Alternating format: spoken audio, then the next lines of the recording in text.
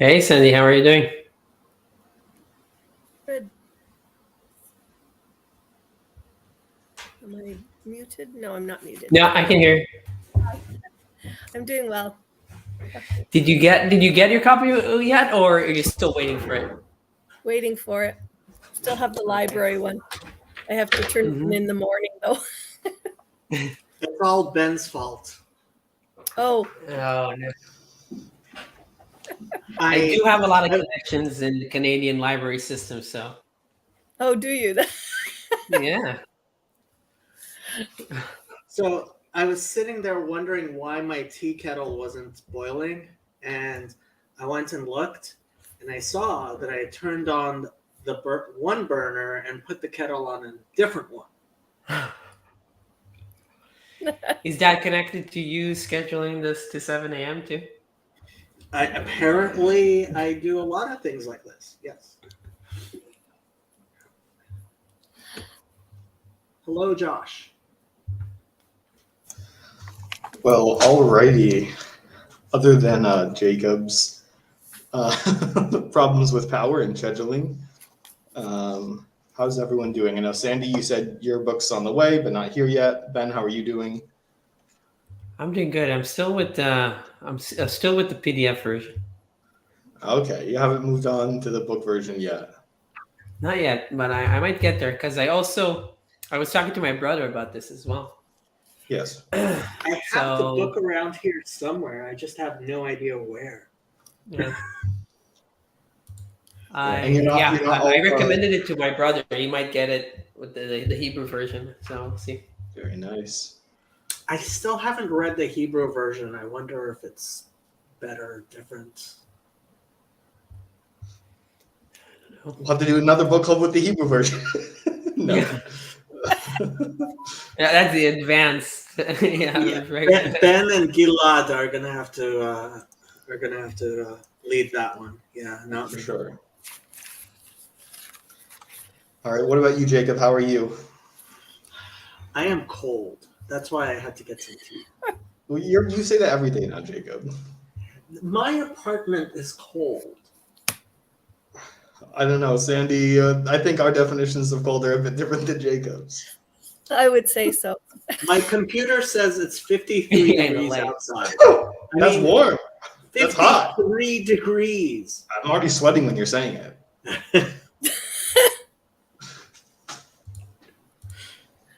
Yeah, All right. that's not that warm, but It's freezing. I don't know how Father Eric does it. He like lives in North Dakota, and it gets to be like negative degrees Fahrenheit, not Celsius. Fahrenheit. yeah. Just throw an extra sweater on. You'll be fine. A writing friend, one of the writing groups I'm in the Northwest Territory, said one year it got to minus 51 in Celsius. I think it It's was. like a civilized location. It's quite a ways north for me. I wonder how like the moisture in your eyes works when it gets that cold, you know? Where I mentioned my partner that would teach up in Quebec, when he was up kind of as far north as you could go without tipping into the water. One of the things he was saying, he took students on an exchange trip there and had to tell them they must hydrate. They had to take a lot of water when they'd go out on the land, or you would dehydrate very quickly because it is actually drier there. And therefore, students who came down here felt colder because of the moisture in the air. Interesting. Yeah, I thought so too. Not a science person, but I was like, didn't know that. The more you learn. All right, so what were your guys' just general opinions about this section? I quite liked it.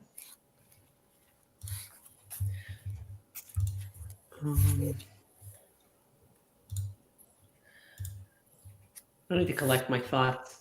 You need to collect your thoughts. Do you want to go first then, Sandy, or do you want me to go first? No, you go first. There was a few bits I liked especially, but Yeah, I thought this was interesting because I think, as opposed to the other sections, which were kind of more technical and laying the groundwork for future understanding, I felt like this was an interesting insight into, yeah, like the actual mind of the Halakhic man. Um, and I do think it's interesting, this kind of, it's like the Halakhic man seems to be like the opposite of the Gnostic man, and like to the extreme, where the way the Rav is kind of putting it, like he loves materiality more than any, like highly, you know? And I think that that's kind of interesting because usually in systems like this, they become kind of Epicurean and hedonistic, where there's like such an emphasis on the material world. But the Rav kind of, has such a different view of that. And I also do think it's interesting because, when we listen to people like Jonathan Pageau or whatever, there's always like this idea of like transcendence and like going up, right, to the higher realms. But with the Rav, he's talking about bringing things down, like bringing God down, and that was just such a, I don't know, that's still kind of like foreign to my understanding. It makes sense in some ways of like, God on Mount Sinai coming down, or even with Jesus, whatever, in a more Christian paradigm. But still, I guess yeah, I don't know. It's just strange because I feel like there's always this search for transcendence and stuff like that. And, I'd read things like Wordsworth or whatever, kind of other romantics, and you see this like search and desire for the higher realms. So it's just so opposite. Yeah, I don't know. Yeah. I was thinking about the directionality a bit myself when I've been rereading it again tonight. And usually we think of somebody, I've been thinking a lot about the difference between the Halakhic man and the Homo religiosus. Cognitive man, I kind of expected to sort of be well grounded or to have a grasp of the tangible, whereas what really surprised me was them saying about how the Homo religiosus was trying to like make his way up too, so he can escape from what he finds unsatisfactory in this realm. So he wants to escape to a higher realm, and I'm like, I never thought of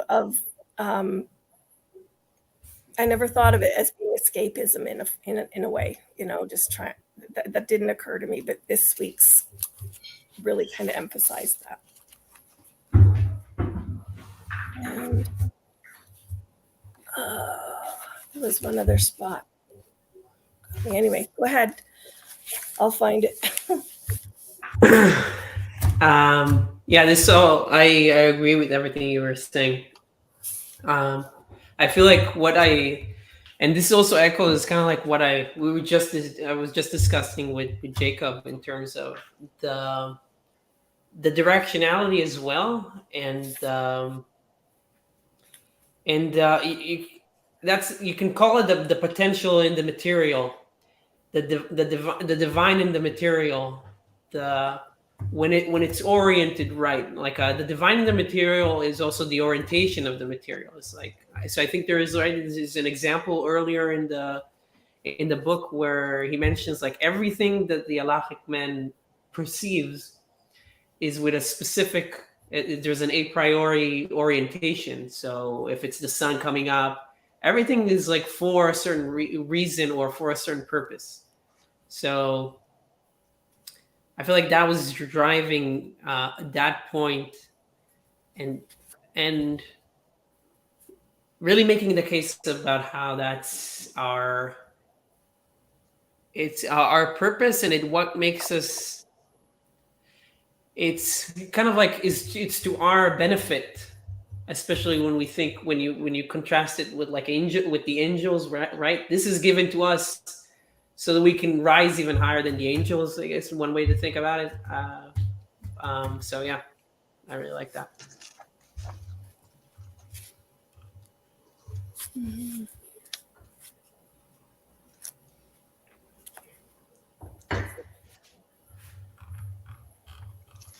So can you explain deeper about the angel thing? Because on page 33, there's that whole section with the angels. Yeah. And he says, I guess like the first kind, holiness means the holiness of earthly here and now. Mm-hmm.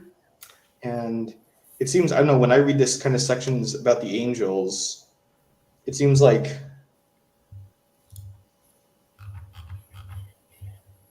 God does not wish to hand over his Torah to the ministering angels, the denizens of the transcendent world. Rather, he handed his Torah to Moses, who brought it down to earth and caused it to dwell among human beings, who resides in darkness and deep gloom. The earth and the bodily life are the very ground of the halakhic reality. Only against the concrete empirical backdrop of this world can the Torah be implemented. Angels who neither eat nor drink, who neither quarrel with one another nor are envious of one another, are not worthy and for the receiving of the Torah. Here's something interesting. This is like this is what came to my mind. So I think what this is about is kind of like this odd desire that, let's say, a society has when they look at AI. It's like if the artificial intelligence can make its own decisions, then it's not real enough. If it doesn't do something like us, if it doesn't need food, like, something like us, if it doesn't behave like us, doesn't have a free choice or original thoughts, then it's less real, or it's not as good as it could be. And I think that's kind of like similar to the point here with the angels and you, like, mankind. Does that make sense? I can. Could you elaborate a bit more? Maybe I'm not getting your point. So in this section about the angels, there's it says, when Moses ascended on high, the ministering angels spoke before the Holy One and said, I'm abbreviating, what business is one born of a woman among us? He answered them, he has come to receive the Torah. And so Moses need to return them an answer, like, why is somebody flesh and blood that was deserving of this? So he asked them, were you, he said to them, did you go down to Egypt? Right? Do you then, or when he's talking about the Sabbath, do you then perform work? Did you need to rest? So he does something. Well, he has constraints and he does work in order to gain something.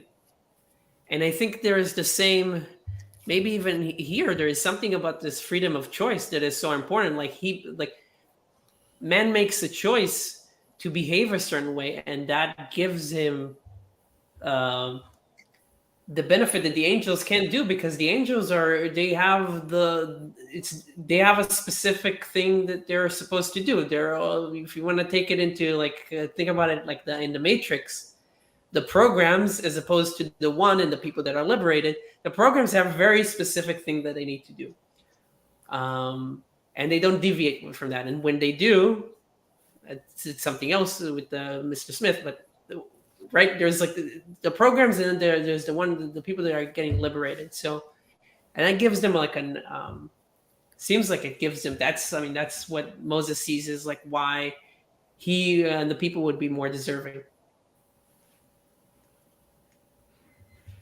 For sure.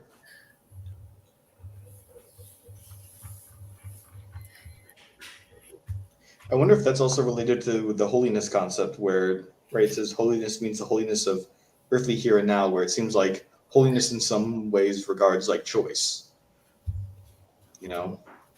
Like, because God has choice, he can be holy. Because we have choice, like, we can do holy things. Well, it seems like the angels, they don't have that, so they don't, like, they're not deserving of it, or they can't do it.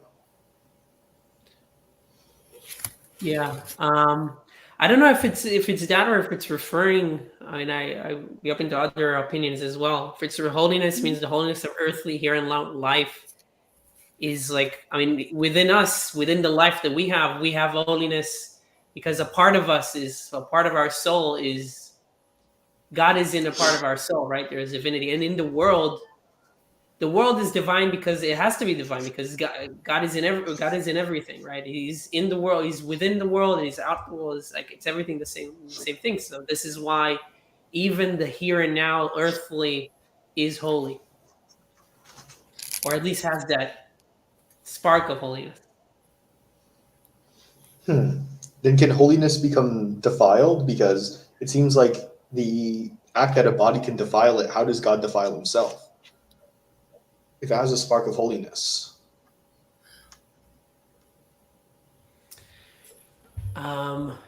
So I- there is this idea that something has to be mekabel tuma. It has to have a capacity for becoming impure in order to reach a high level of purity, right? This is something we were talking about in our Torah studies, right? If you have the capacity to be like God, you have a greater potential, right? And so this idea that kol hagadol michavero yitzro gadol, anyone who is greater than anyone else has a greater evil inclination, right? And sure, I mean, there is a holiness that is so pure that it is beyond. So the word kadosh, holy in Hebrew, means set apart, right? And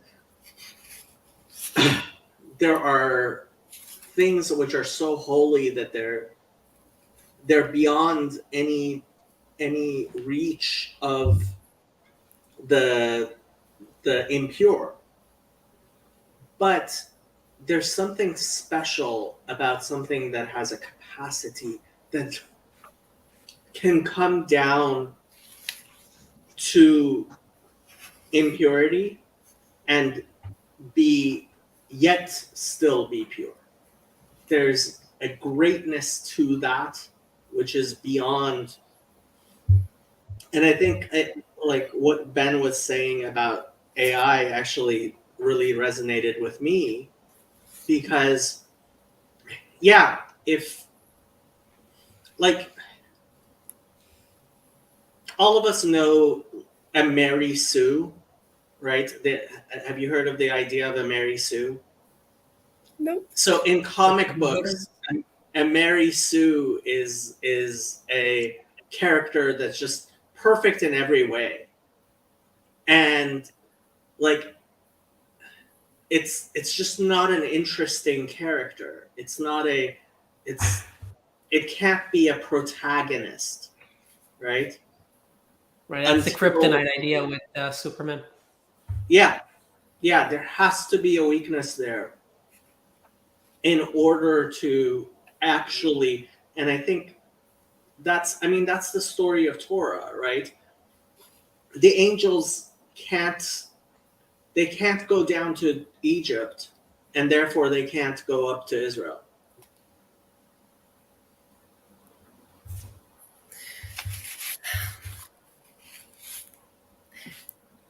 You say that so easily, and yet I've got my finger in about 4 places here where I've read this section, and I'm just still shaking my head. I didn't find the one I wanted where it talks about holiness and joy, but I found one of the other spots when Ben was reading about the importance of it being in the real, in the fleshly realm, in the eating and the drinking and stuff, and then you turn over. Oh shoot, I'm going to lose all my finger pages. But I turn over a few pages and it's talking almost like from the opposite place, that there, about no, there's no eating and there's no drinking, and it's just the focus on the Torah. And then like where was that? Concrete presence. Right. I don't have enough fingers. Anyways, I'm staring at this one on 39, just at the end of section 7, where it's talking about how the universal homo religiosus proclaims the lower yearns for the higher, but the halakhic man with his unique mode of understanding declares the higher longs and pines for the lower. And that's what you're talking about. And I hear it, and I still don't exactly get it. I do, but I can't explain it. Because we're An example. such a habit of thinking God is so perfect, he must not need anything, must not need us, but that's not what it says. Like is it referring to when it talks about the higher yearning and pining for the lower? Is that God reaching down for us, coming to dwell in our midst? That's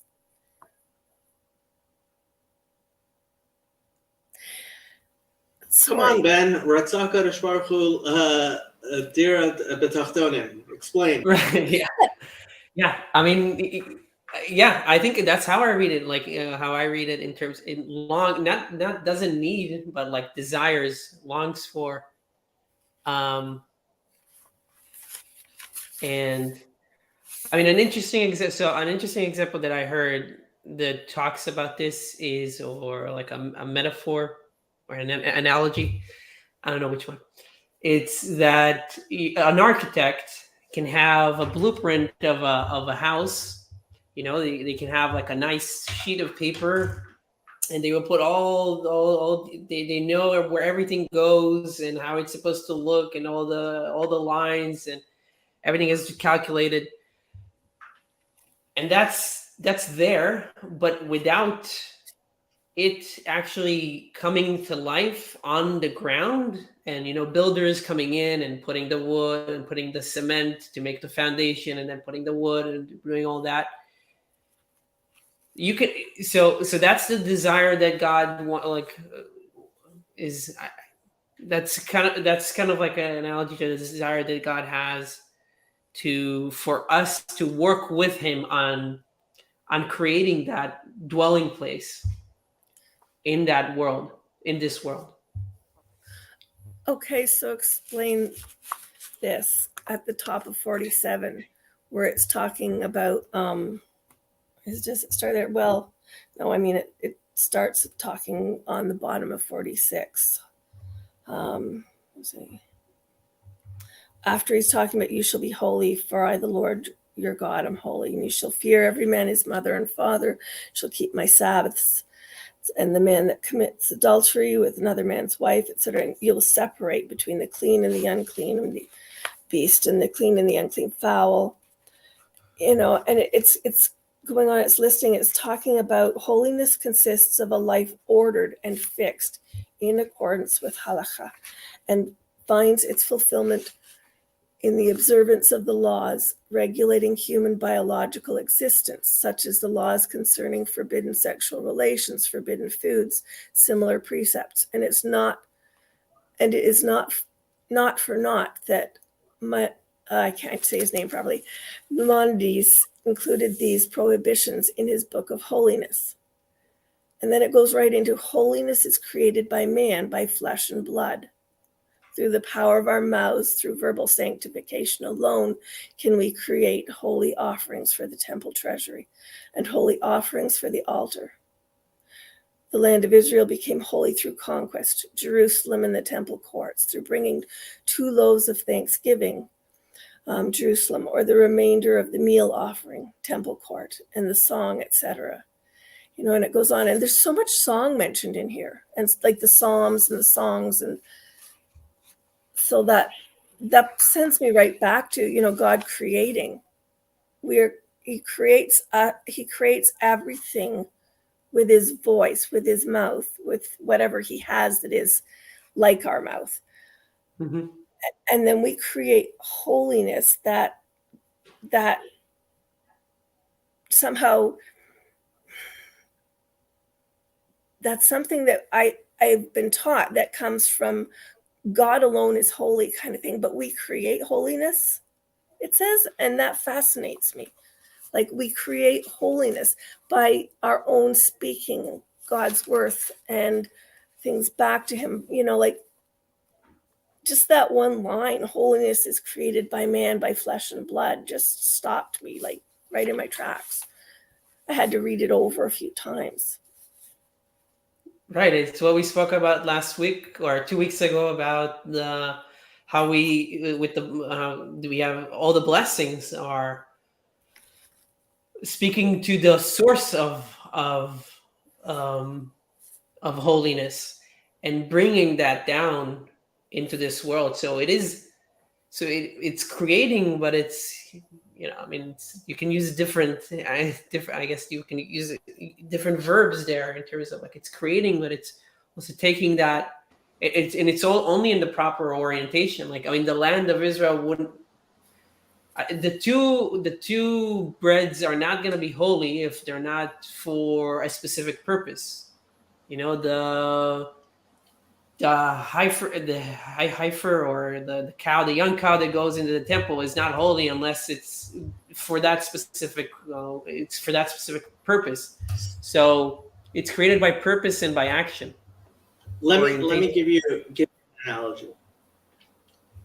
What's the difference between somebody who is married and living in holy sanctimony and matrimony, not sanctimony, holy matrimony, and somebody who's just living with his girlfriend?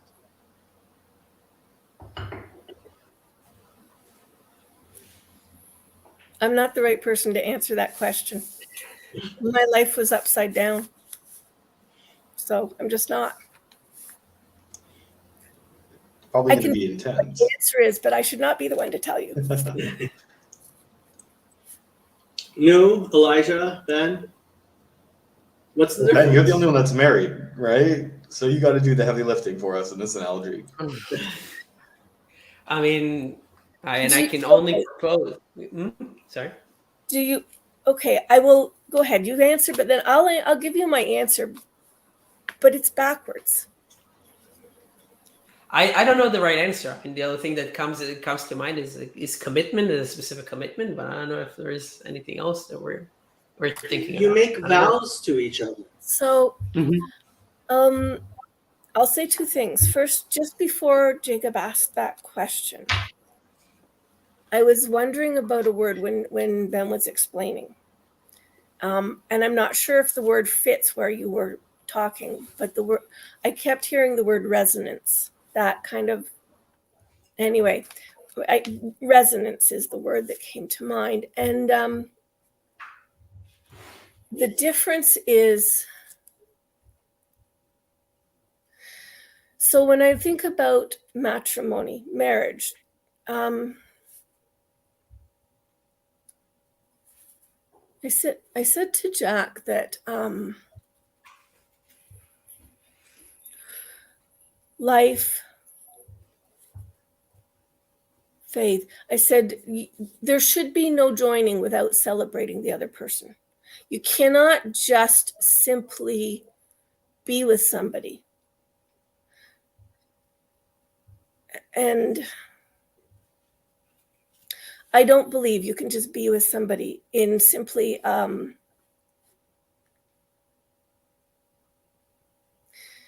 disconnected manner, where God is not involved, God is not part of it. I've never believed that. And when you're married to somebody, to my mind, the very word married means a belonging, a joining. It's a trust. It's a sharing and a commitment. I remember saying, and this is why I said I should not be the one to answer this, but so I have a piece of paper from 36 years of life that I'm not sure made me married. And I had a handshake that I was explaining to my partner, to my second person, whom I say is my husband, Jack. I said to him, be careful, because I said, in ASL, you look and you sign the man and the woman, husband and the wife. It's a joining. It's a holding together of hands. It's a commitment, a bonding, that it goes beyond simply what you think of as, oh, well, I'll just live with my girlfriend or whatever. That's not the same thing as giving your hand to somebody and promising that when the need comes along, that you are there for each other, always and throughout everything. That's a really special place. That's all I got. What were you thinking of, Jacob? To what point was your question? No, I mean, so what do we do when we go to a wedding, right? We go to a wedding of two people. Celebrate. What changes that suddenly something is different? I mean, and that's what any life ceremony, right? So you go to a Brit Milah and you give a child a name, and he enters a covenant, right? You go to a Bar Mitzvah, and you get an Aliyah, and that child is somehow now an adult.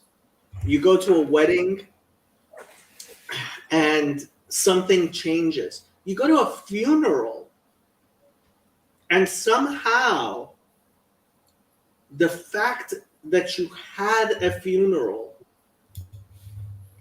spiritually changes something, right? Like, why does a funeral, like, why is it different before the funeral services than after the funeral services? The person died before, sometimes days, sometimes, long. Some people wait a week or two, right? Not in Jewish circles, but sometimes it's several days, right? But the status changes because you recognize that there is a difference here. I recognize that it's different when Ben says my wife than if he were to say my girlfriend. And it's that recognition, and it's our words and our concepts which change this cup from a bludgeon. This is a cup. It's also a piece of plastic. It's also a bludgeon, but when I call it a cup, it's something different. Yeah. No, you're right.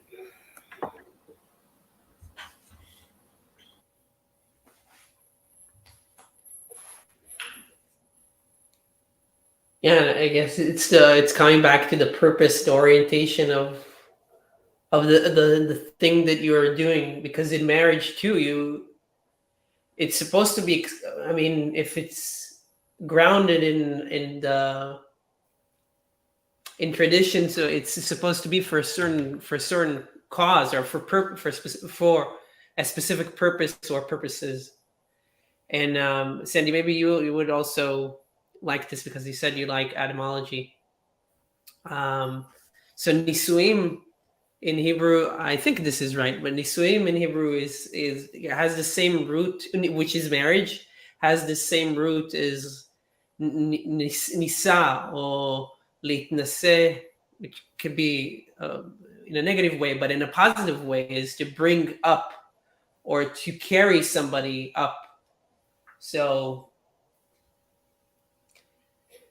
yeah, there's always the purpose, and the ritual also gives it the purpose for the bread, for the young cow, for the marriage, for the little kid, for everything.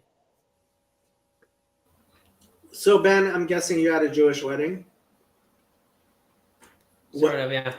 Sort of. Had a So quick wedding, so it you, wasn't. you said I'm guessing you say Harat Mekudeshet Li, Mhm. right? Yeah. So what does that mean? You are holy. You're holy to me. You are sanctified unto me. Harat You are Mekudeshet sanctified Li. unto me. Yeah. Yeah. It's kiddushin, right? Mhm. There and yeah, I mean, there's a reason why we recognize, like, I mean, Christians say, let those who God has brought together, let no one tear asunder, right? And it's like, well, how did God bring these two together? Because when everybody recognizes there's a holy aspect, a spiritual aspect to this union, which is it's otherworldly. It is spiritual, and we create it through our words. We create it through our vows, right? When you make a vow, when you and that's really what he's talking about when he says, you know, you're mekadesh something to the temple, right? You say that this is you consecrate something, right? You're changing it by your concepts and your words in a way that may not and often is not visibly, tangibly felt, but spiritually is definitely there.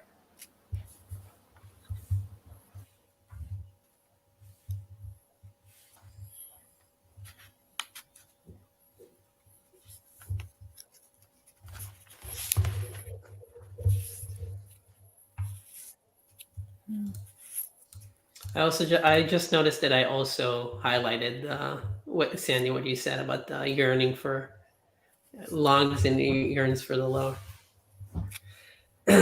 So I was that definitely hit me as well.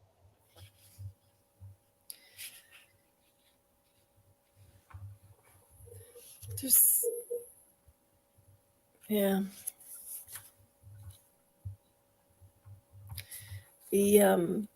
The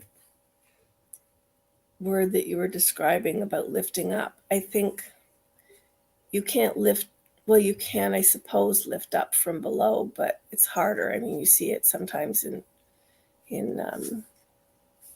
maybe in sports or some form of dance or something, somebody will lift their partner above them, but I don't think that's the intent of this kind of lifting up. It's lifting up to meet the person, would be how I would see it. There's ways in which too often this world we crush people down. And then what you were saying about lifting up, somehow it's like we lift our words to God, but he lifts us to him. And yeah.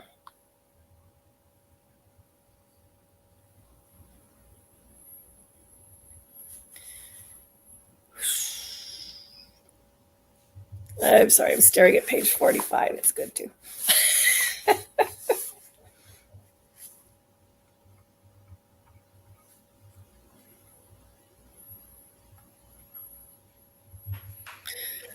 Huh.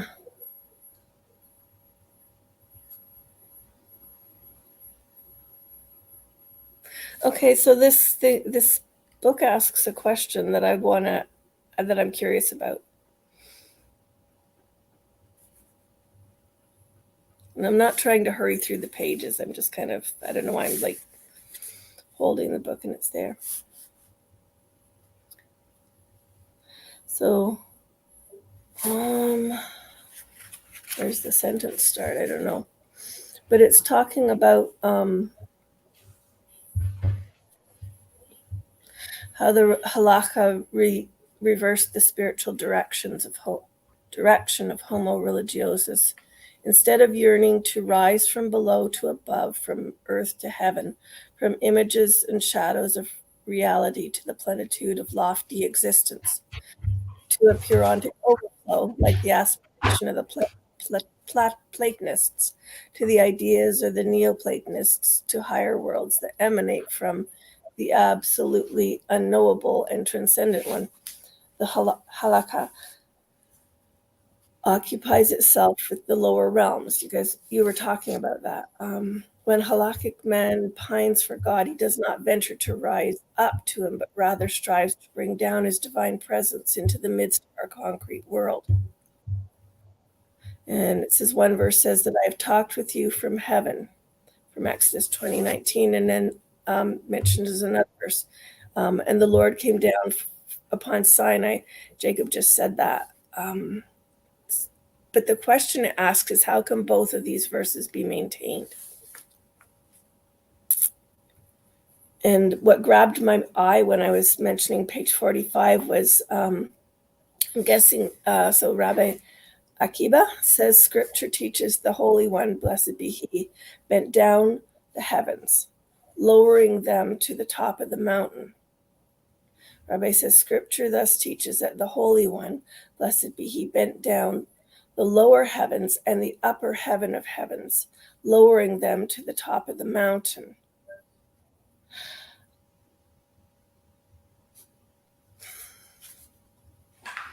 Oh, that's an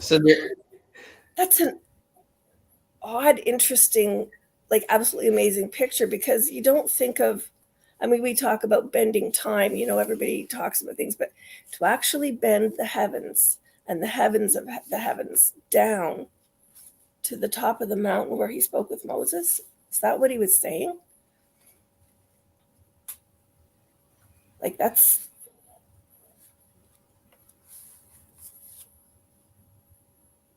so cool. I feel like there's like two directions. Yeah. I mean, it's these are two directions that in one way are separate, but in one way, they are the same as us working to bring something from above as well, because that is within us as well, right? Because a spark of the divine is with us as well. So we but it's all, there's reciprocity.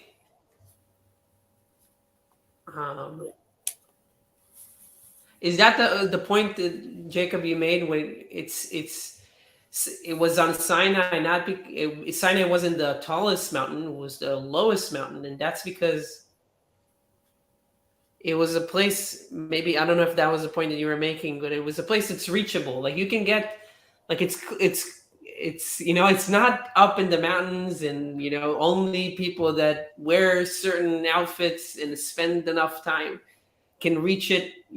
It's within our reach. I mean, it requires a challenge, but it's within our reach. And it's not a valley, right? It's not. We don't necessarily. So the question is, like, so the rabbis say, why was Mount Sinai chosen? And they say because it was the lowest of mountains, because it was humble, right? So if that was the thing, then why wouldn't it be in a valley? Because first it had to be a mountain, right? First it had to be a mountain. And I mean, I think what the Rav is talking about as far as bending the heavens down, right?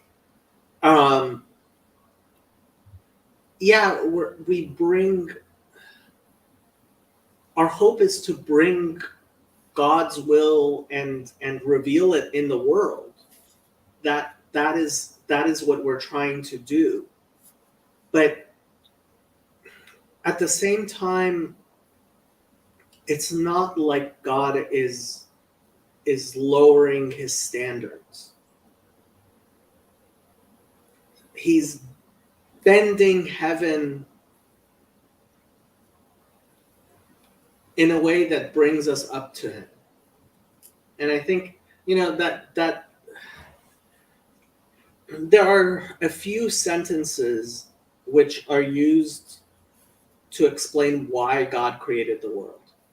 And one of them is Ratza HaKadosh Baruch Hu Dira B'Tachtonim, that the Blessed Holy One wanted a dwelling place in the netherworlds, right?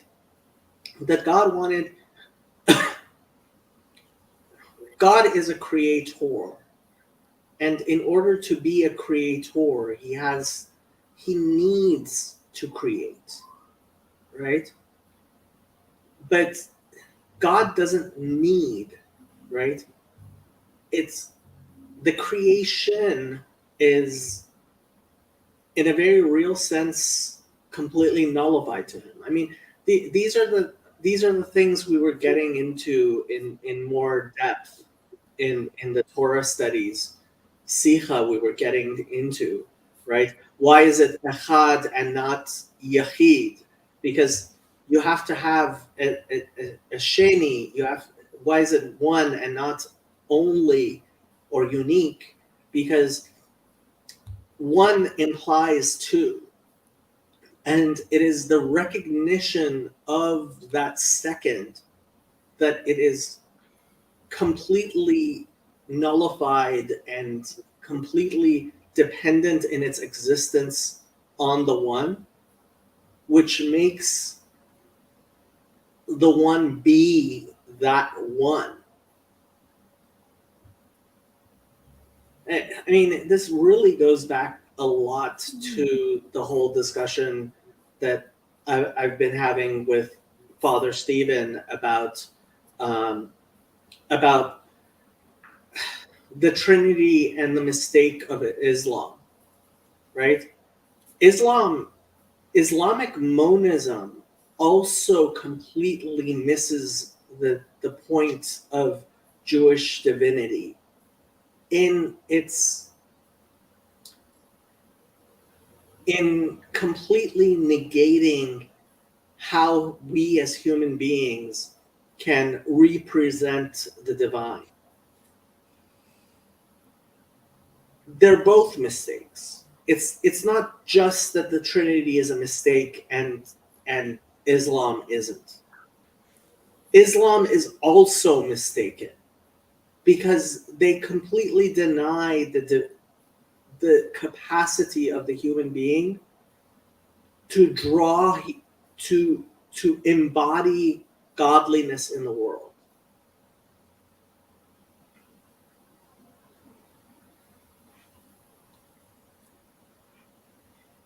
Elijah has something he wants to say. Well, if you guys aren't going to say anything, I'm going to have to just go on these long rants of mine. When Paul Vanderklay talks about escape religion versus nature religion, in his discussion with Raj, he was explaining the difference between them, and he thinks he has this duality of there's nature religion, which says you can live your best life here, and there's escape religion, which tells you can live your best life by getting away from the world that exists. And that misses completely Judaism, which says, Our Father who art in heaven, hallowed be thy name, thy kingdom come, thy will be done on earth as it is done in heaven. It's not living your best life here, and it's not living your best life in heaven. It's wanting to bring heaven down to earth and to dance with the Shekhinah, with God's presence here. Right, to make this place well, to bring it down or to make this place suitable for that kind of presence in this world. Right, because like if you make a dwelling place, if you create a house for somebody or you prepare a house for somebody, if they have certain preferences, they would want the house to be in a certain manner. So the Rebbe's first mimer that he said was Bati Lagani. I came to my garden. It's a verse from Song of Songs, where God says, I have come to my garden, right? And he says, Bati Lagani Laganuni, to that place where I belong, right?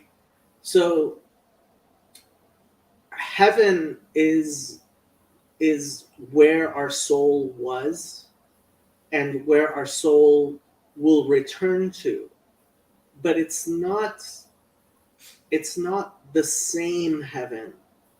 It's one that's richer for the distance we have traveled.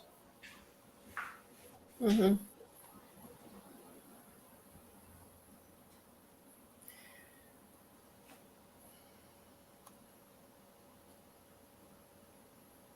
See, that's where you need to come back to Ben in another 20 years and ask him about marriage.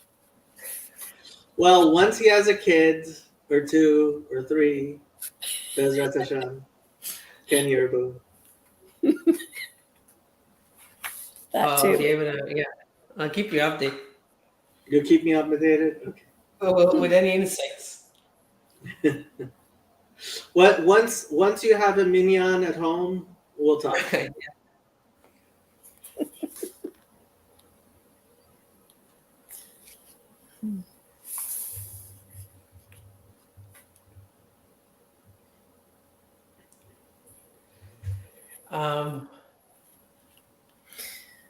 Elijah, you're being very quiet. Yeah, I mean, I guess my reading on this seems to be very different from how you guys are reading these things. So Do tell. yeah, Let's go. I'm like, I don't know. So, well, I guess starting on page like 45, Wait, so there's this idea of like, you're also yeah. I haven't read for 45. Oh, did I read ahead? I think I What read page? until 39. Oh, Sad. I think I said we were supposed to read until Maybe I did read 48, until right? 35. Yeah, I have my bookmark in between 48 and 49. Yeah, he said 30 to 48. Sorry, Ben. You didn't do the reading. Out! We're going to fail you from this class. Minus 2 points, my friends. Wait, but we were still quoting the same things until now. Yep. What were the pages? 31 to 48. 31 to 48. 30 to 48, sorry. Yeah. Yes. 30 to 48. For some reason, maybe I thought it was 39, I guess. So I missed a little bit. You did. Yeah. Okay. Damn. So do tell, Elijah. Well, it just seems like I guess in the middle of the second paragraph on page 45, or the last paragraph, Homo religios ascends to God. God, however, descends to Halakhic Man. The latter desires not to transform finitude into infinity, but rather infinity into finitude. And then the idea of holiness, according to the Halakhic worldview, does not signify a transcendent realm completely separate and removed from reality. Similarly, it does not denote the complete actualization of the ethical idea of the supreme good, which is not grounded in the transcendent realm, but the domain of norms and values. Holiness, according to the outlook of the Halakha, denotes the appearance of mysterious transcendence in the midst of our concrete world, the descent of God, whom no thought can grasp, onto Sinai, bending down of a hidden, concealed world, luring it onto the face of reality. Holiness does not wink from us from beyond like some mysterious star that sparkles in the distant heavens, but appears in our actual, very real lives. And he goes later on, an individual does not become holy through mystical adhesion to an absolute, nor through mysterious union with the infinite, nor through a boundless, all-embracing ecstasy, but rather through his whole biological life, through his animal actions, through his actualization of halakha in the empirical world. Holiness consists of a life ordered and fixed in accordance with halakha, and finds its fulfillment in the observance of the laws regulating basically all human actions. I don't know. It seems like, I don't know. I guess this directionality is something that I'm still kind of struggling with, where it doesn't seem to be, it doesn't seem to be going up, and it doesn't even seem that like holiness doesn't like. It's almost like holiness doesn't even necessarily like. It says holiness does not wink from us from beyond like some mysterious star that sparkles in the distant heavens, but appears in our actual very real life. So it seems, I don't know, I guess I'm kind of struggling with, maybe it's just a semantic difference, but it seems like holiness isn't like something that's beyond or even from God necessarily, but it's like something, it's like some action that we do. I don't know. It is, and so okay. I mean, I can't. I really can't stress enough how important it is that the Rav, who comes from the Rav was the scion. He was the descendant of the anti-Hasidic Jewish establishment, and in this book, which is very much a major work and foundational to modern Orthodoxy, he quotes at length Tanya, which is like the seminal work of Hasidism, not even just Chabad, but I would say almost all Hasidim would say it is a seminal work of Hasidic teaching. And so this section that he quotes at length is incredibly important. And what he talks about is you have an infinite God. And here we are, finite human beings who cannot grasp the infinite. So how do we grasp the infinite? By contemplating how in a real world situation, right, it would be the will of God that, for example, I pick this up with my right hand as opposed to pick it up with my left hand. That I contemplate if it is God's will that I pick this cup up with my right hand or I pick this cup up with my left hand. And in that understanding of God's will, I bring God into my mind, into my words, into my actions, into my life. And in that way, the infinite embodies itself in something finite. Because I pick this up with my right hand and not with my left. I put on my right shoe, and then I put on my left shoe. And that level of detail allows the infinite to be embodied and something real within the finite. God doesn't wink at us from beyond. God indwells us through our contemplation of his will, our understanding of what he wants, and our enactment of what he tells us to do.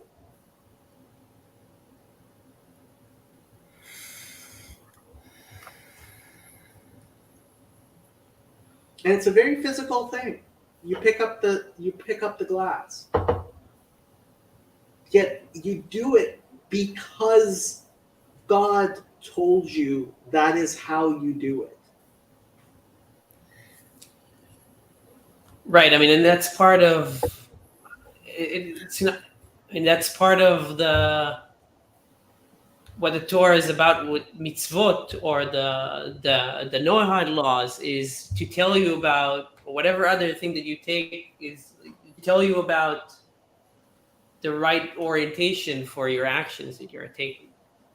And those are a reflection, right? There is also that idea of the temple here so the temple that was here is a reflection of the temple that's above. So I think you can say the same about the actions that we do here. Asuli mikdash v'shochanti betocham. Make for me, and the word there, make, asu, asiyah, ma'aseh, right? So you have the four categories of worlds, right? Atzilut, the worlds of emanation, Bria, Yetzirah, Asiyah, the world of action, right? So Asuli Mikdash, make for me a place of holiness, a temple, V'shochanti betocham, and I shall dwell within them. Not within it. It doesn't say v'shochanti betocho. I will dwell within it. I will dwell amongst them. Right? So when we make, when we do, when we enact holiness in the world, God dwells among us in a way that brings the infinite into the finite, and it's miraculous. It is truly miraculous that the infinite can, in some way, indwell in the finite, and the finite doesn't just cease to exist under that pressure.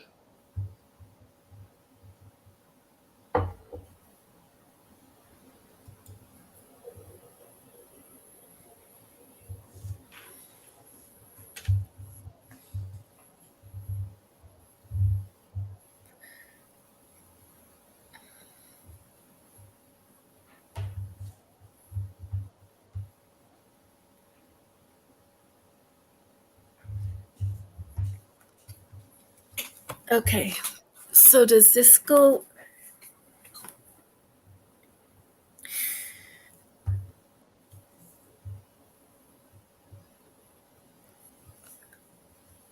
I know in Christianity they would often talk about, like having a little throne in your heart kind of thing, that place where God comes and it can be within you. But you very specifically said among you, and the picture. But when I heard you say among you, and I watched your movement and your body language, I felt like you weren't saying that God isn't somehow at that point within us. Toch means inside. Yeah. It says betocham, within them. Yeah. But what grabbed me was there wasn't that typical personal. It's not that it isn't personal, but it's also not specifically personal. It's not contained within you. Yeah. So I was hearing you again in the words you were using there to describe that sense of the one and the many, that even though God would come and I could say that he is within me in this sense, I can't say that without also knowing that he's within you and Ben and Elijah. And it's God's indwelling within us, his people, is one and many. And I don't have any better words for that. I just really hear that. I don't think there are any better words. The one and the many is the most classic, and it's all over the Bible, right? Mhm. What's the psalm say? Hashem al mayim rabbi. God is upon the many waters, right? It uses that term, Havaya al mayim rabbi, right? It says, mayim rabim lo yochlu lechabot et ahava, that many waters cannot quench love, right? The Bible itself talks about the one and the many, and God as the one that unifies the infinite many. And it can't be 1 and 2, 1 and 3, 1 and 4, 1 and 5. No, it has to be one and many.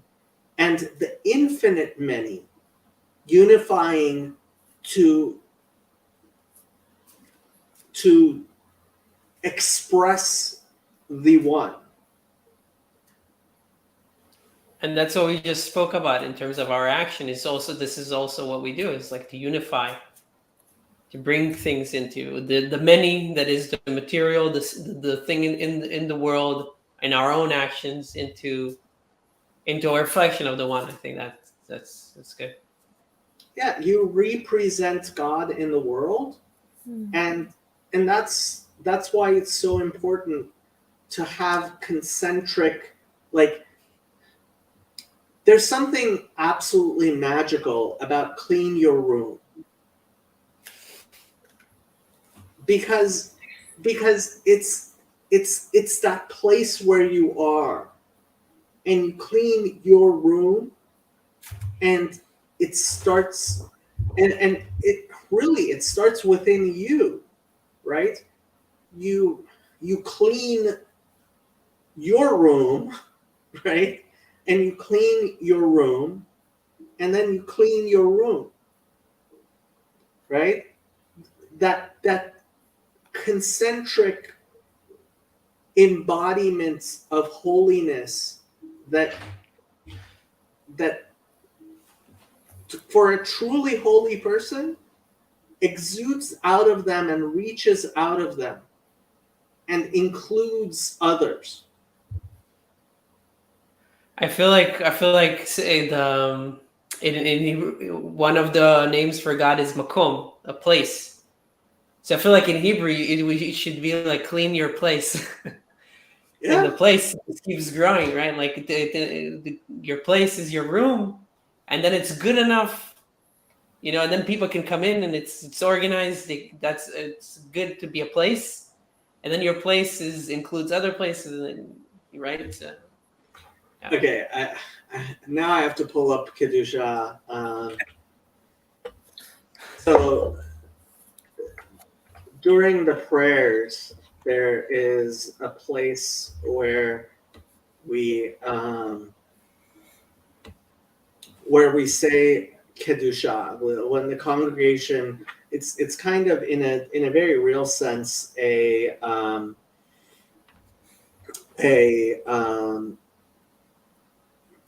apex, I guess, a high point of the services. And so this is the Kedusha for Musaf of Shabbat, which on Shabbat you could say this is kind of the climax of like the holiness when we come together and we say Keter yitenu lacha Hashem Elokeinu, a crown they will give you, the Lord our God. Malachim hamonei mala, those angels that have been appointed above. Im amecha Israel kebutzei mata, with your nation Israel which is gathered below. Yachad kulam kedusha lecha yishalashu. All of them together will thrice say the kedusha. Kedavar ha'amur al yad neviach, according to your that which was said by your prophets, and the you here is actually in the female. Al yad neviach, v'kara zeh el zeh, and one turns to the other, v'amar, and says, Kadosh, Kadosh, Kadosh, Hashem Tzavakot, holy, holy, holy is the Lord of hosts. Melo chol haaretz kevodo, the entire earth is filled with his glory. Kevodo maleh olam, his glory fills the world. Umesharatav shoalim, and his servants ask, Aye mekom kevodo laharitzo, where is the place of his glory that he may be exalted? Le'umatam meshachim ve'omrim, and to them they praise and they say, Baruch kevod Hashem mimekomo, blessed is the glory of the Lord from his place.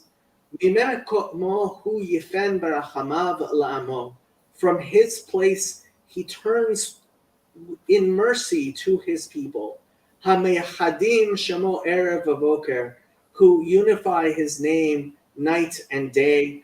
Bechol yom tamid, in every day, always. Omrim pa'amayim ba'ahava, they say twice with love. Shema Yisrael, Hashem Elokeinu, Hashem Echad. Hear, O Israel, the Lord our God, the Lord is one. Hu Elokeinu, he is our God. Hu Avinu, he is our Father. Hu Malkeinu, he is our King. Hu Moshienu, he is our Redeemer. Hu Yoshienu v'yigalenu shenit, he will redeem us and redeem us again.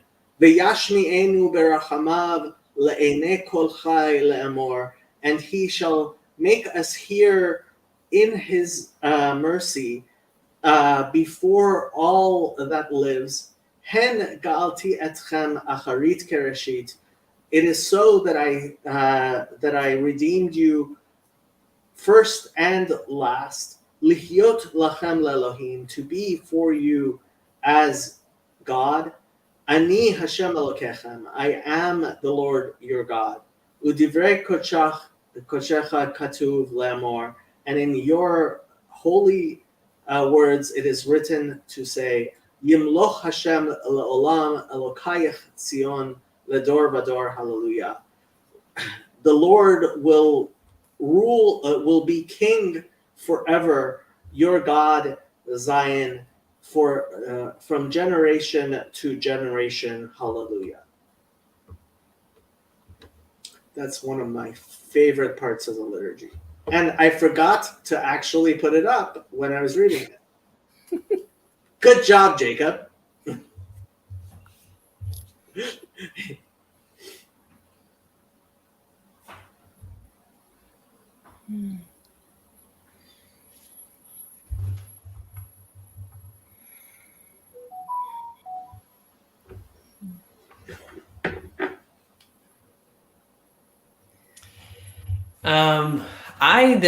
I read half, so I have half the questions that I could have, but so I'll need to do a better job next time. But I'm wondering what are people thinking about on page 35, or I think it's in page 35 is kind of like what I highlighted, but there is this discussion about the good that is life, and also seems to talk about some kind of hierarchy. Maybe I'm reading into it because of other discussions, things that I've been exposed to, but something about like the hierarchy about like what's important to have in this world. Right, when he talks about like feeding a sick person, um, as opposed to feeding a sick person on a fast day, on the Day of Atonement, as opposed to like letting them do the mitzvah of fasting. Did anybody add? Is that, I don't know if that was like something that people had any like questions about or had any insights or something.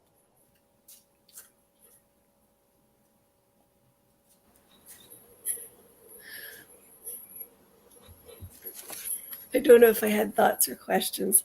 I read it over twice on that page and really loved the fact that it said that, what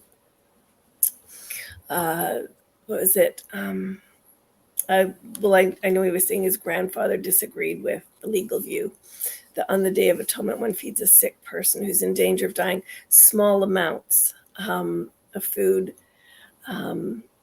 amounts that were less than the forbidden amount. And I really liked that concept that it's the little bit and the little bit and the little bit and the little bit. And it just reminds me so much of just life in general, just how God every day, there's, life. I just kind of liked that it was kind of that just enough and just enough, that little bit. Anyway, that's all I thought about that. It's funny. That's one of the more controversial rulings of his grandfather, Reb Chaim Brisker, was because the Shulchan Aruch says that if someone has to eat on Yom Kippur, they should eat less than the required amount. They should eat little by little. And Reb Chaim Brisker was famous for saying he disagreed with the Shulchan Aruch, and he was Reb Chaim Brisker, so he could. And he said if a person needs to eat, he needs to eat. Yeah. And I believe he even said, was it him? I think he was the one who said that on Yom Kippur you should say Kiddush if you're eating. Yeah.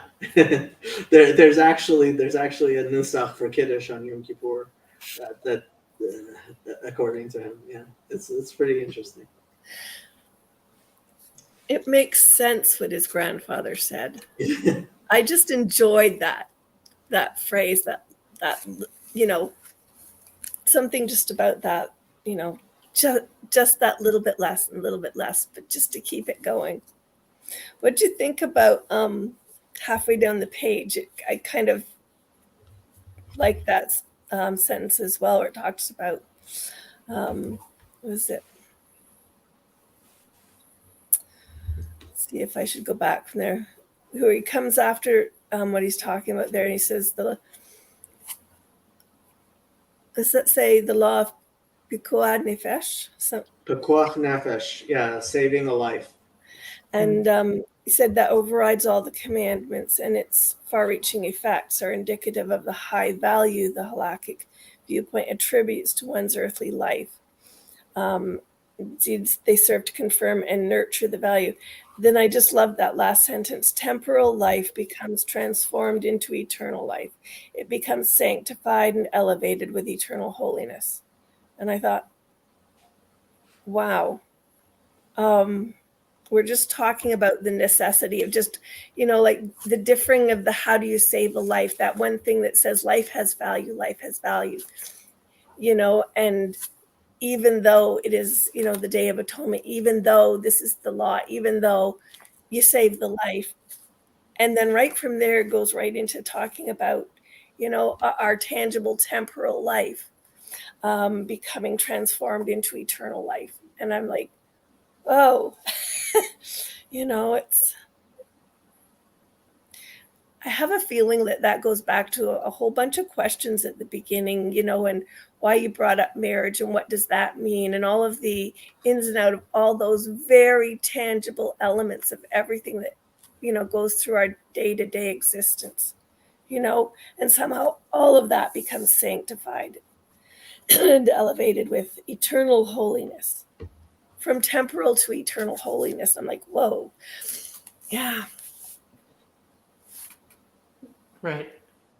It can be internal. Well, only when you're living you can do those actions that can be a reflection of the of of the infinite.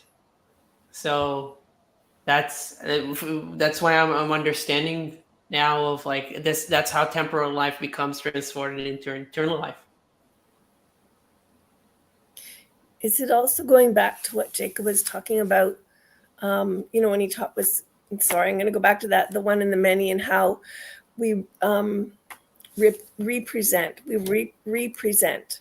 presenting God to the world in those actions that we do, in the, all, and maybe that's why I like a little bit of food, all those little things that we do, the you get up in the morning, the way you greet your spouse, you take your kids to school, the way you let them off at the bus. People are constantly seeing God in us and in the things that we choose to do, and in the way that we don't just, throw words out there or throw ourselves at life. We do it intentionally. If there's an intentionality to what we do, and there's such a difference. Like when we were talking about marriage, and I went, I shouldn't be the one to answer this because I feel like I've written it backwards a bit. And even in saying I've written it backwards, it makes me stop and think about it. There's an intentionality somehow even there telling me to stop and think about what does it mean and how does that reflect God and why did this or how did that. It makes me stop and think. And people see that when we are not meditating on it the way that people use the word. What's that? Like mulling something over. You're rehearsing it. You're constantly holding it before yourself because you're thinking about it. And even in that, we represent God to people. That's kind of, yeah. That gets really caught up in the simplest sentences in here. And it's so hard to understand in some respects. And then when you come along and there's a sentence, you just go, wow, that makes me just stop it and really see it. I like this page you chose. And so did somebody else. They actually dog-eared a library book.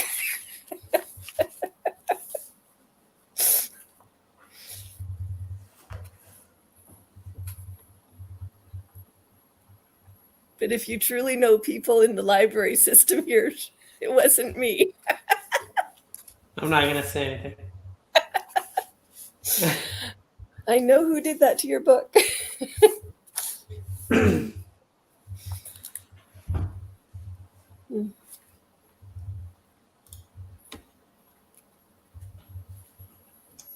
What do you think of this statement on page 36 where it says, death and holiness constitute two contradictory verses, as it were, and the third harmonizing verse has yet to make its appearance? Oh, I stopped and wondered at that. Did you know what it meant or have any thoughts about it? Well, I mean, it seems like from what Jacob has said before, there's like two apparent contradictions are like rendered non-contradictory by the appearance of a third verse. But it's interesting that, of course, the Rav says there doesn't seem to be one yet. So, any ideas? Any takers? Any solution givers? Come on, Jacob, Ben, Sandy, you guys got something? Or that missing third verse. Find the missing third verse. I've got to find the place on the page. Yeah, real life. Where's Waldo? Come on, guys. Where's Waldo? Yeah. Oh. Where's that? Where are you on the page? Is it near the top or? Yeah, 36 At at the top. Found up. I don't know. Maybe it has something to do with Tchiat HaMetim, with the resurrection of the dead. But I don't have enough knowledge to really unpack that. Huh. I think he may be pointing to the fact that the Torah itself, even though we learn that Tchiat HaMetim and Olam Haba are, we can see them hinted through the Torah. It's not explicit, right? That's something that's going to have to come, right? And that's so. What are the halachot of the eschaton? The halachot are mostly that we don't know that it's going to come, right? We have a belief in the coming of the Messiah. We have a belief in Tchiat HaMetim. But it's not like any other part of halacha, right? There's no. I mean, Rabbi Yechiel Epstein did write a Shulchan Aruch HaAtid, a Shulchan Aruch for when Mashiach comes, but that was a rather late addition to the corpus of halachas, right? And if you read Maimonides, the Yad Chazakah is a very long thing. It has 2 chapters about the coming of Mashiach and Olam Haba, and most of it is spent in telling us we don't know.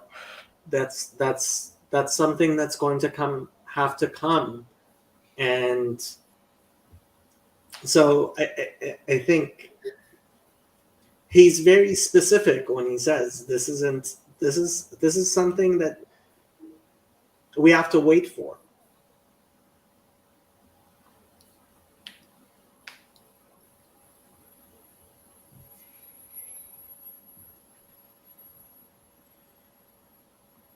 It's funny that the Anima Amins, right? All of them, Anima Amin, the 13 principles of Jewish faith. But the Anima Amin for the coming of Mashiach says Afal pi sheyitmameh, even though it may take some time. It's like, what do you mean Afal pi? I believe with full faith. Anima Amin be'emunah shlema. And then it says Afal pi, even though. Like, how'd that get in there? Right? But it's like, no, this is Afal pi. This is even though. Right? It's something else. It's something beyond.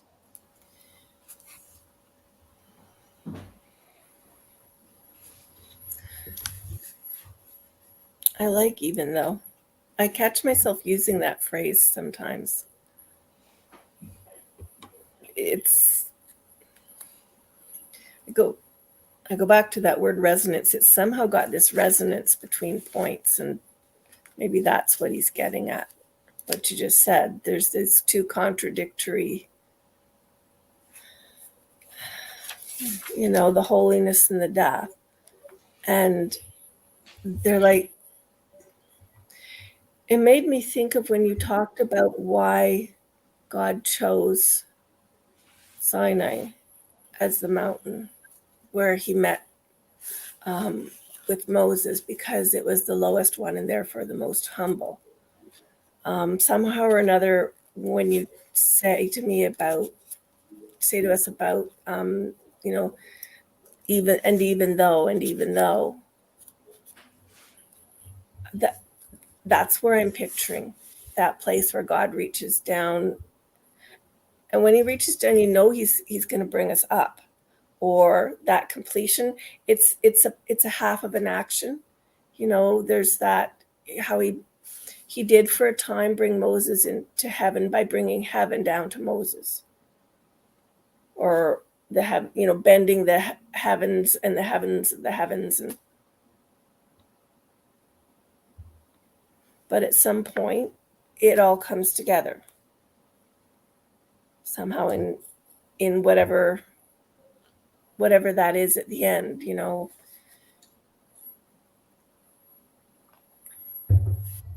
I can't remember if it's just in the book of Revelation or somewhere in the Christian part of the Bible that it talks about, the new heavens and the new earth, or if that is also a concept that Judaism holds, but that captures that place of, the resurrection that God brings upon us, on everything he made. Well, that's a promise. And maybe you can see the extremes, but the promise sits there, and the promise is not going to shift. It's not going to shift. The promise is there, and it will be fulfilled. And that makes me think about your even though, no matter what's going on right now, even though that promise sits there, God's promise is always there, and it will be fulfilled.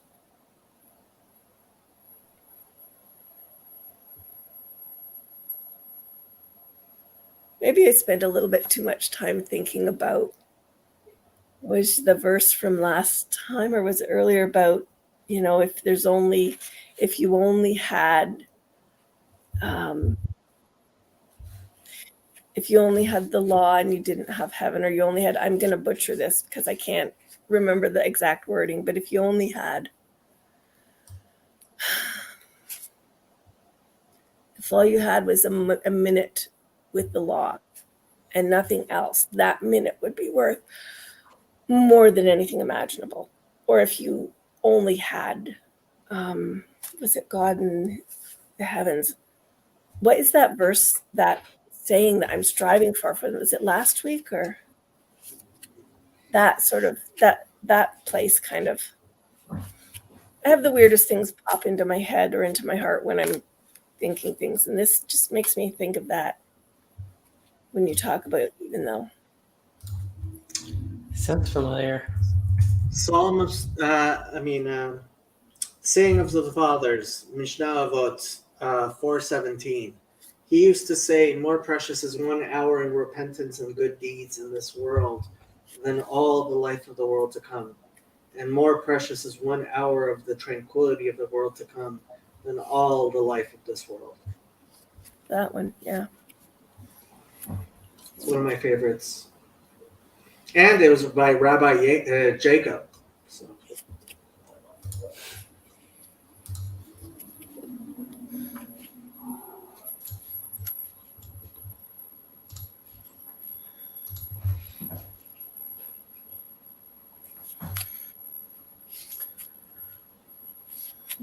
Yeah, I had one. I was thinking of what one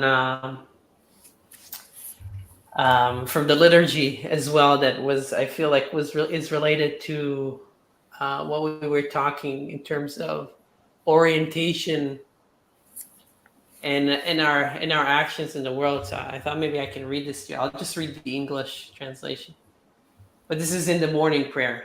I'll start it. So I'll abbreviate it as well. But Lord of the worlds and Master of masters, not on account of our righteousness do we offer our supplication before you, but on account of your abundance mercy. What are we? What are our acts of kindness? What is our deliverance? What is our strength? What is our might before you, Adonai, our God and our God of our fathers? Are not almighty men as nothing before you? Famous men as though they had never been, the wise as if they were without knowledge, and men of understanding as if they were devoid of intelligence. intelligence, for most of their actions are a waste, and the days of their life are trivial in your presence. The superiority of man over the beast is nil, for all is futile, except the soul, which is destined to give an accounting before the throne of your glory. So it just reminded me of us talking about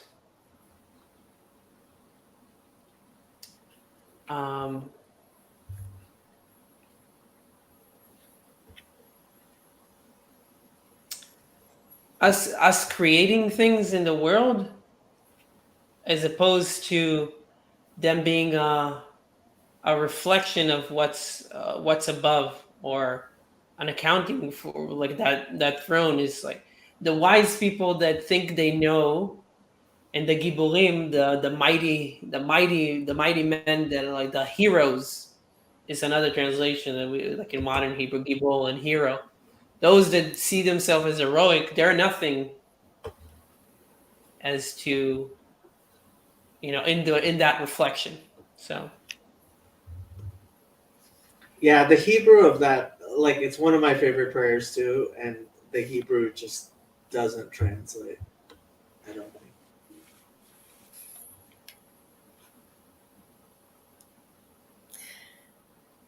Do either of you want to read it in Hebrew? If it I can doesn't read it in Hebrew if you want, but like, you want me to read it also in Hebrew, or? I'd be okay with that.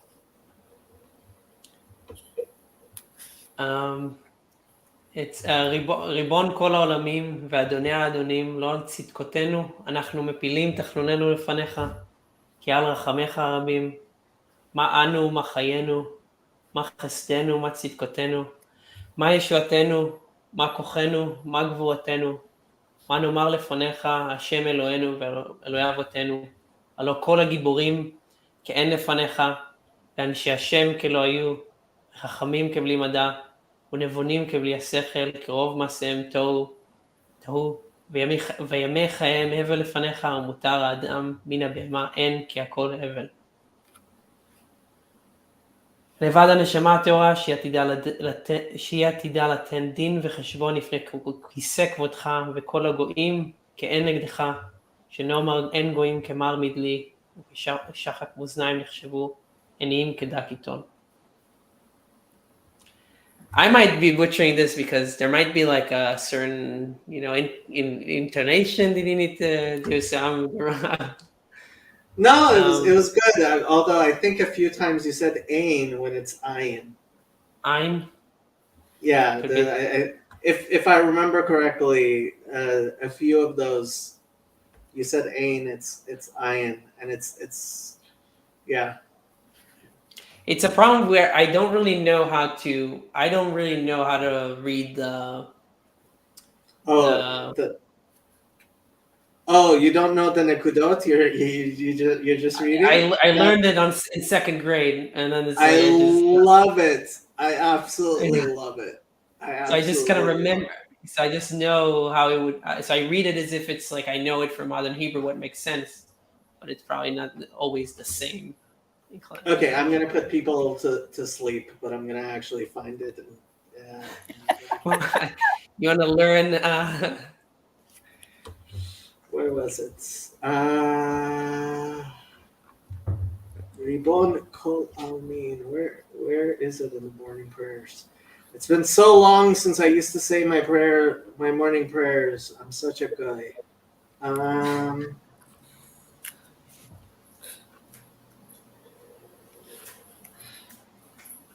Is this it? Oh, this is another one that I really love. Okay. That's it.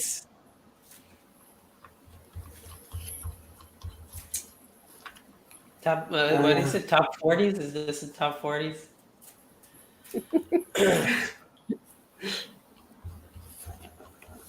This is not this. This.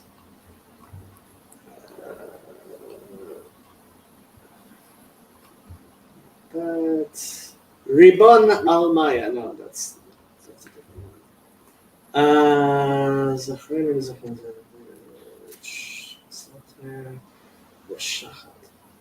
Ribono Shel Olam. Kamosh Kavash Abraham. No, that's different. לפיכך אנחנו חייבים טהור אלוקינו. Why can't I find this? This is like when you're talking with your parents and they mention a movie and they're like, "Who's that actor in it?" And then they're like, they're spending like an hour like trying to remember that actor. You're like, I don't. It's in that thing with the thing. Yeah, you know, he was in this other movie and like.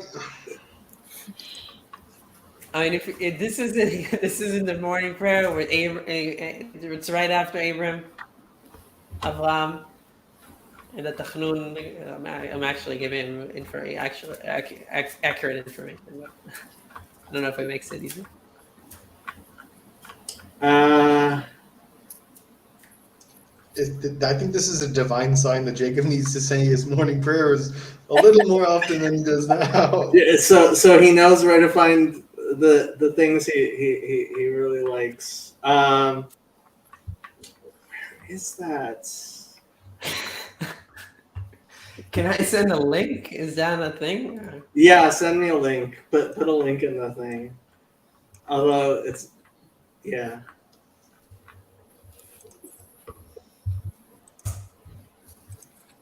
There it is.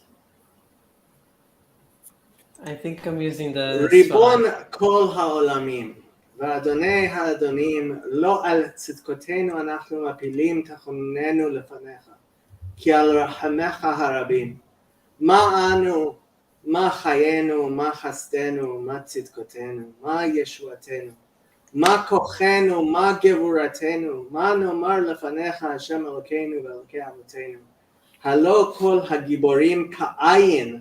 Yeah, you said ain. כעין לפניך, ואנשי השם כלא היו.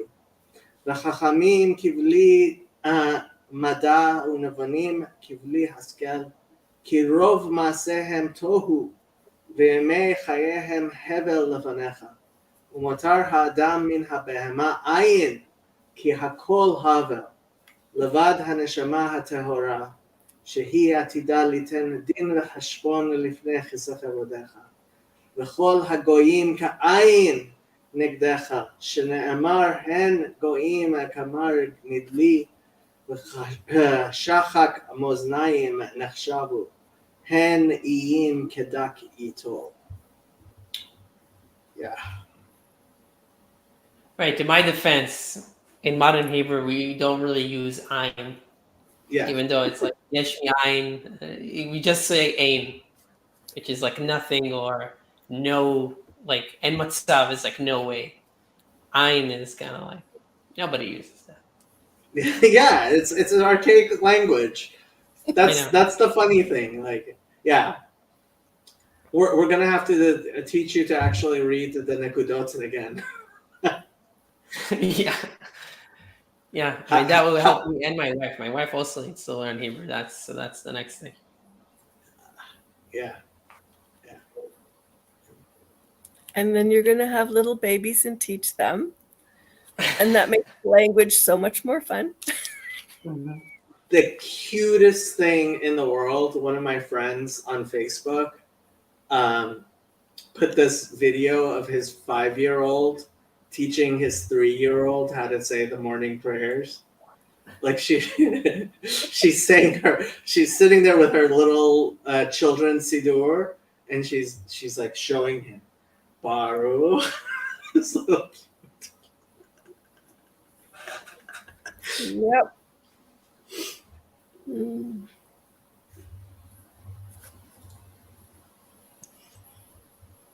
Anybody have anything else they want to say?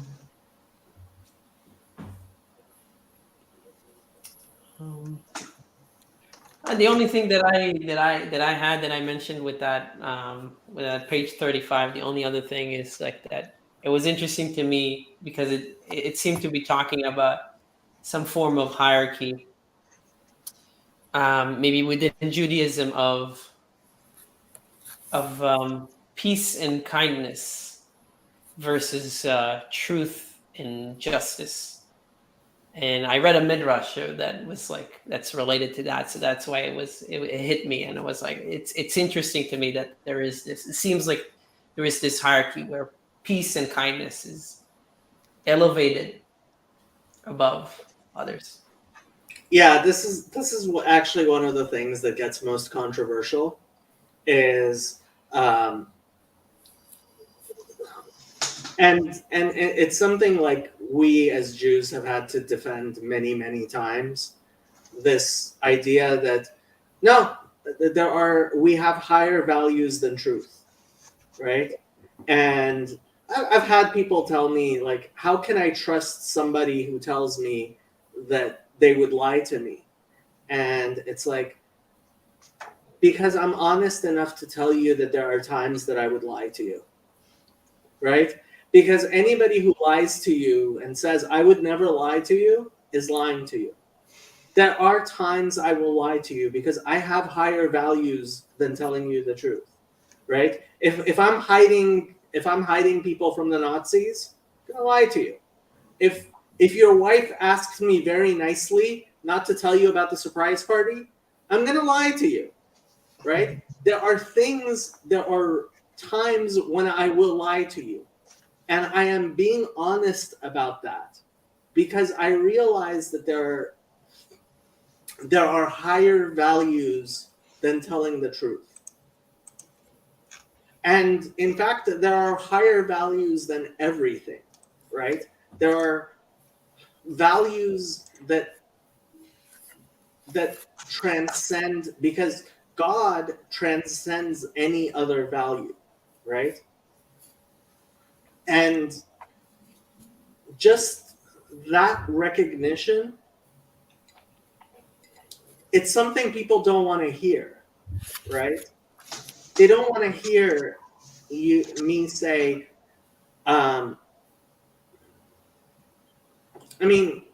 so Akedat Yitzchak, right? The binding of Isaac. God tells Abraham, go sacrifice your son, right? Mm-hmm. And there's plenty of people who are like, what kind of psycho are you? No, right? You don't do that. You shouldn't do that. And it's a perennial question. And the fact is that once you know that it is God,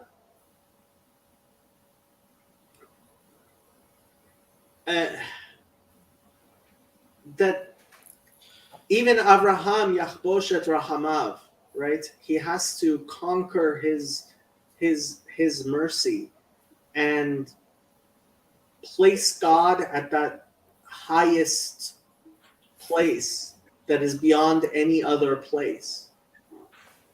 And it's people want simple answers. I will never lie to you. And it's like, no, that's not true. I will lie to you in certain circumstances. But I'm truthful to you that it's only in those circumstances and no others. And it's a level of nuance that a lot of people just don't want to hear. And that's it. It's the funny thing that the people who tell you I will never lie to you, they don't actually mean it. Because there are very few people who will not keep a whatchamacallit from you, who will not keep a surprise party from you, and they'll be like, "Well, of course, a surprise party. I mean, you would want me. Like, that's not lying."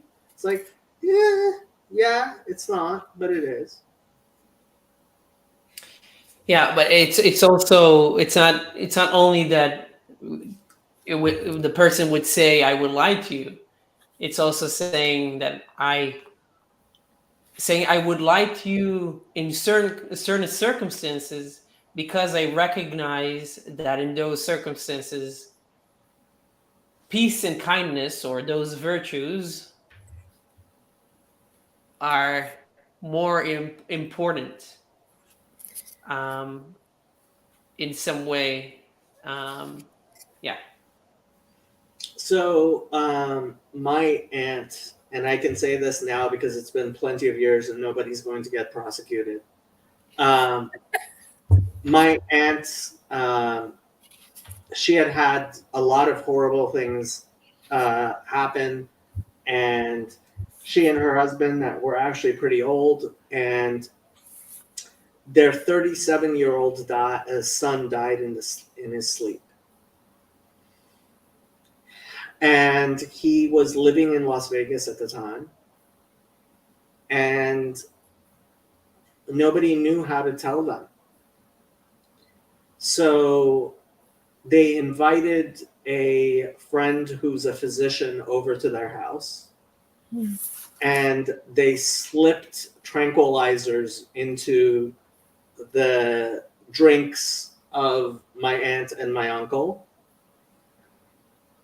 And after they had given them the tranquilizers, they told them that my cousin was sick, and he was very sick. And so my aunt and uncle were like, "Oh, let's go to Vegas." They wanted to go to the airport, and they're like, "No, they're bringing him here." Right? He's flying to Los Angeles. And they're sitting around and they're waiting, right? Until my aunt finally started asking questions like, why would they fly him here? Why aren't we going to the hospital? What exactly happened? You keep on saying he's sick. And finally, she's like, he's dead, isn't he? And nobody said anything. And she understood, and like they had to hold her down because she was going to, this was her baby. This was her youngest child. And like, there's no, I mean, that was completely illegal what they did, right? That doctor, if he gets caught, he could lose his medicine, his license to practice medicine. Like, that's kidnapping. It's drugging people. Like, this is not legal what they did. But like, you would like to think there isn't a jury in the world that would convict them. Because sometimes some things are just more important than that. So it isn't legal, but it is kind and merciful. And it's the right thing to do. I don't think they did the wrong thing. No. And I don't think the vast majority of people think it's the wrong thing. And I don't even think like the police and the prosecutor, like I can't imagine they would have actually been prosecuted. I mean, technically, I guess they should have gone to a court and gotten some sort of court order and like whatever. But it's like one of those things where you just recognize that some rules sometimes need to be broken. And if you don't recognize that, then you're just not an adult. Chezi says, I like that, Jacob, but regarding the highest value is God, the Yahbosh Rahamav, reminds me of the Levite response after the golden calf. Who said of his father and mother, I consider them not. His brothers he disregarded, ignored his own children. Your precepts alone they observed and kept your covenant. Chezi is a poet at heart.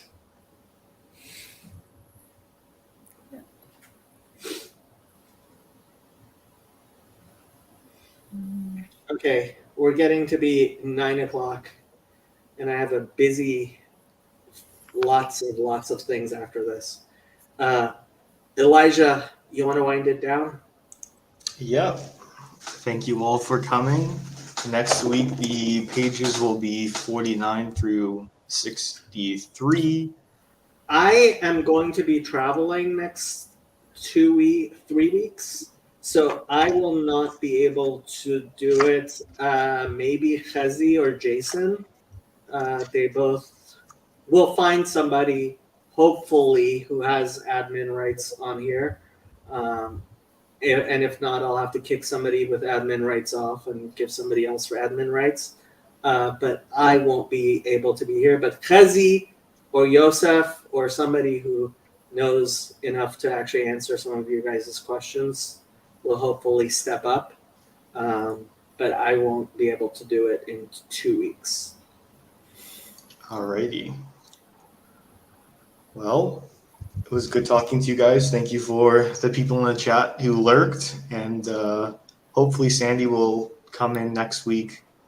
Her new fresh book, she can mark it up. Ben will read all the pages. Nathaniel's kids will be healthy and he can join us too. Jacob's obviously ditching us because he thinks he's better than us, which, whatever. But it's okay. He's mortal as well. He makes mistakes. I mean, he used true. the word burner. We're all fallible.